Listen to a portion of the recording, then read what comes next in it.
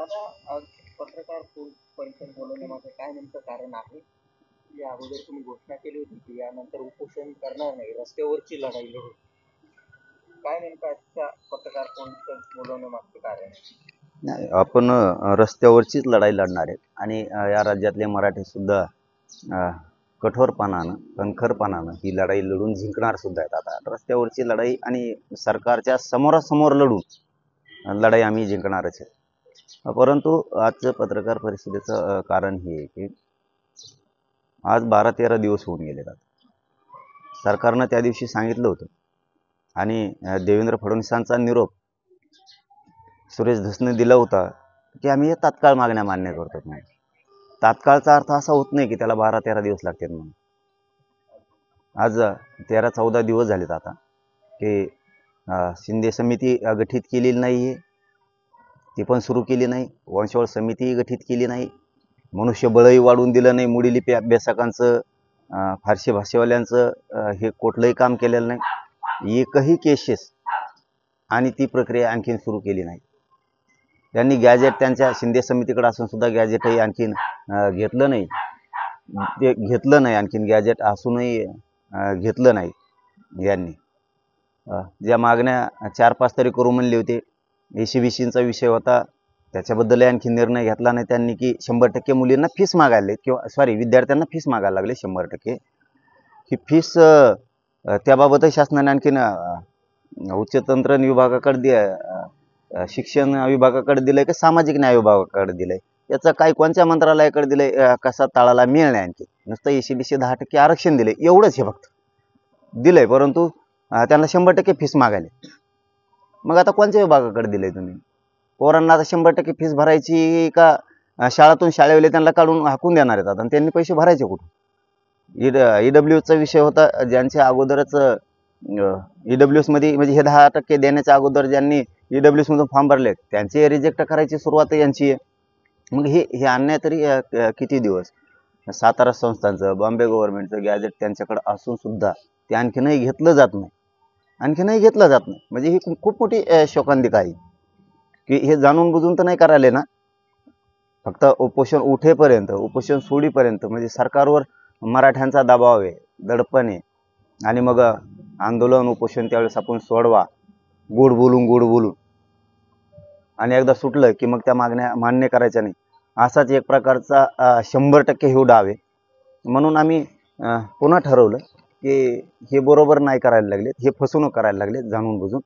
13-14 दिवस झाले तरी त्या 5-6 मागण्यांपैकी त्याच्यातली एकही अंमलबजावणी त्यांनी केली नाही. कारण त्याच्यानंतर आता ही दुसरी कॅबिनेट येईन उद्या. एक कॅबिनेट झाली त्याच्यात काही केलं नाही, आता ही दुसरी कॅबिनेट येईन त्याच्यात सुद्धा काही केलं नाही. म्हणून आम्हाला थांबून चालणार नाही. म्हणून 15 तारखेपासून आम्ही उद्याच्या फेब्रुवारीच्या इथं साखळे बेमतच साखळे उपोषण पुन्हा सुरू करतो आंतरवालीमध्ये. कारण सरकारला त्याशिवाय जमणार नाही.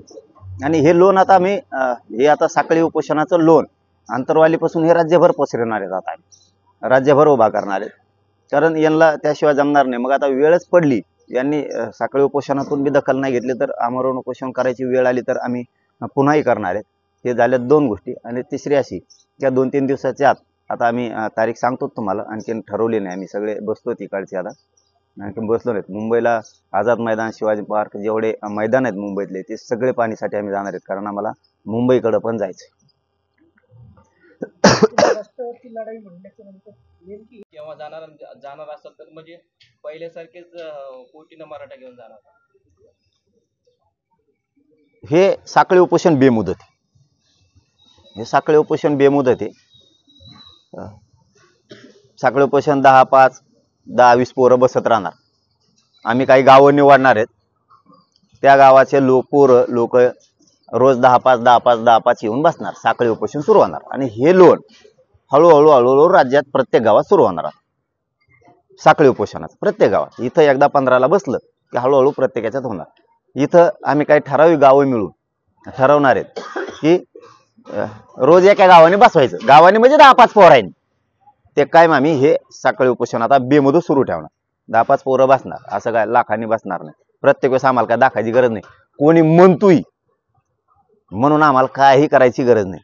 काही जण म्हणते याच्या मागे लोक नाहीत, लाखभर लोक रोज घेऊन हिंदू का संघ रोज ज्या टायमाला हाक मारले ना त्या टायमाला डोळे फाकलेले त्यांचे हेच येत ना हे राजकारणी नेत्यांचे पाय चाटून जगणारे लोक आमच्यावर जे नाव ठेवतात ना ज्यावेळेस हाक मारतात ना त्या टायमाला कसलंच ग्राउंड बसायला राहत नाही आम्हाला कसलंच आपण एकदा दाखवू आता आम्ही निवडणूक झालेली त्याच्यामुळे एकदा दाखवू मग आम्हाला नाही 5 वर्ष दाखवायची गरज एकदा दाखवू पण आम्ही मराठी मग आहेत का नाहीत का पुढे एक कार्यक्रम लावून आम्ही एकदा दाखवू मराठी कसे आहेत म्हणजे त्यांचं तिथून पुढे बंद होऊन जाईल सगळं दुसरा तुमचा प्रश्न होता की मुंबईला आम्ही 2-3 दिवसातच घोषणा करणार आहे तारखेची कोणत्या तारखेला आम्हाला पाणी जायचं आम्हाला ग्राउंड तर बघू द्या एकदा कारण ह्यावेळेस